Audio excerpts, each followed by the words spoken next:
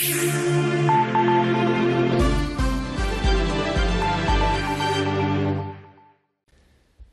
Lille TV, bonjour à toutes et à tous, bienvenue dans cette nouvelle édition, ce matin en direct, 7h30 en ce vendredi 23 juin. Avant toute chose, un point sur vos prévisions météo aujourd'hui, et enfin un temps plus frais, plus respirable. On l'a d'ailleurs déjà bien senti hier avec cette brutale chute des températures dans l'après-midi.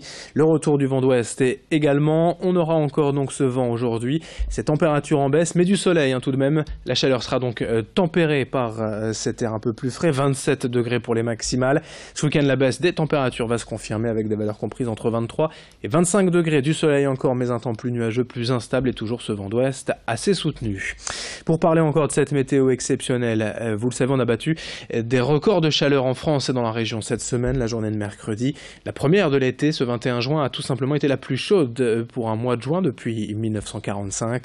En conséquence, les enseignes d'électroménager ont été assaillies par des centaines de clients en quête de fraîcheur.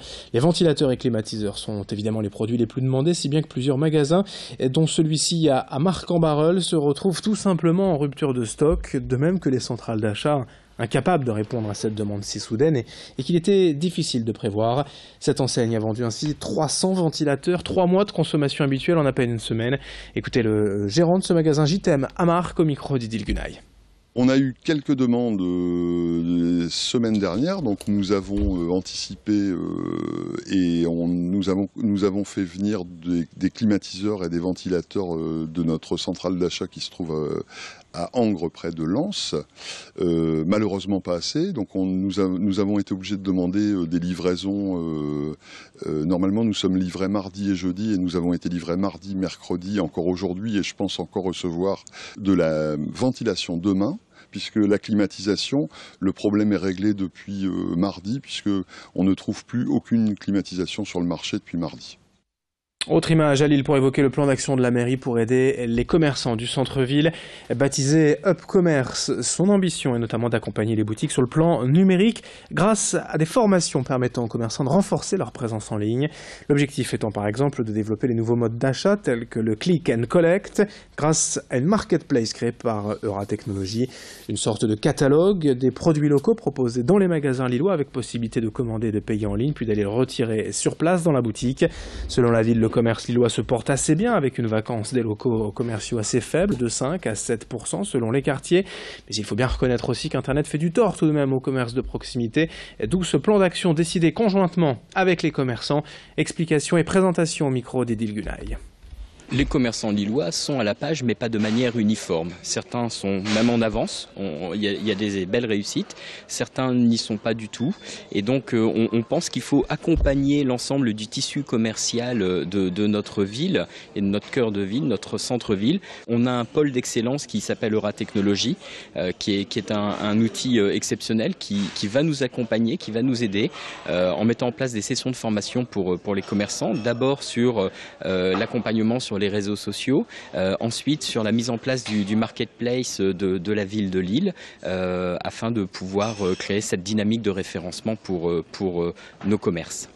Dans l'actualité régionale, revenons également sur la visite de la ministre de la Santé hier à Lille, Agnès Buzyn, fraîchement nommée mercredi. Elle est venue défendre la candidature lilloise en vue d'accueillir l'Agence européenne du médicament, une institution qui était avant basée à Londres et qui va déménager et suite au Brexit. 18 villes européennes sont en compétition et Lille a toutes ses chances. Ce serait une vraie opportunité pour la région, pour le pôle Eurasanté, avec des emplois à terme et une belle vitrine, une belle renommée pour la capitale des Flandres. Écoutez les explications de la ministre Agnès Buzyn hier à Lille au micro de Xavier Silly.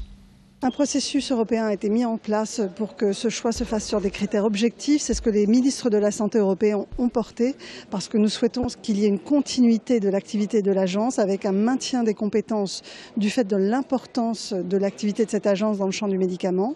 Et donc nous avons exigé qu'il y ait d'abord des critères objectifs de choix sur la continuité de service, la capacité à accueillir les familles, sur le caractère central de la ville et son accessibilité pour les capitales européennes ou internationales. Et donc là, Lille répond à ces 3 critères. Et ce premier niveau de choix sera fait par la Commission européenne. Et ensuite, il y aura une discussion politique sur les villes qui répondent à ces critères objectifs. 7h35 en direct. En bref, le maire de Ronques a démissionné. Vincent Ledoux, fraîchement élu député de la 10e circonscription, doit se plier à la loi du cumul des mandats. Une session extraordinaire du conseil municipal de Ronques se tiendra vendredi prochain, le 30 juin, afin d'élire le nouveau maire. Le pic de chaleur est désormais passé, mais pour les clients de SFR Numéricable, la canicule a eu des effets négatifs. Hier, un câble a littéralement fondu sous l'effet de la chaleur, entraînant une panne de réseau dans le secteur de Roubaix-Tourcoing.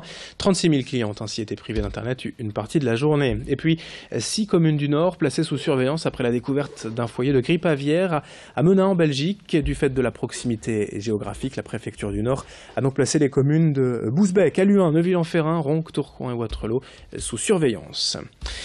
On enchaîne avec une question également dans l'actualité, puis dans ce journal. Que pensez-vous du lien historique qu'il peut y avoir entre animaux et cirque? On vous pose la question puisque de plus en plus d'associations et de villes appellent finalement à boycotter les cirques utilisant des animaux. Déjà une 60aine de communes en France ont décidé d'interdire ces cirques proposant des numéros animaliers. Nos voisins belges également interdisent depuis 2014 les spectacles d'animaux, les lions, les éléphants, les chevaux, les singes ou même les perroquets. Tous ces animaux font pourtant partie intégrante de la plupart des cirques depuis toujours ou presque. Certains ont ainsi entendu le message, notamment André-Joseph Bouglione ayant annoncé l'arrêt de ses numéros dans son cirque. A l'inverse, le nordiste Thierry Ferry, notamment promoteur de la grande fête lilloise du cirque, reste très attaché à cette tradition. Alexis Tessier l'a rencontré. Je pense que le cirque en France se doit de maintenir la présentation d'animaux. Pourquoi? D'abord, c'est aussi l'intérêt des animaux.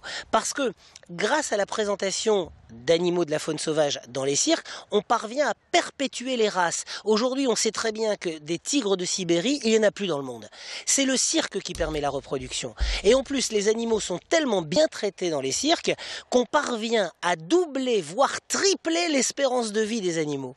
J'avais l'année dernière ici même un singe, un macaque, qui a actuellement 45 ans. On sait que dans la nature, ils vivent à peu près 15 ans. Parce qu'ils se battent entre eux pour chercher la nourriture. Tandis que nous, on leur donne la nourriture. Vendredi 23 juin, 7h37, en direct. Dans un instant, vos prévisions en météo sur Grand Lille TV.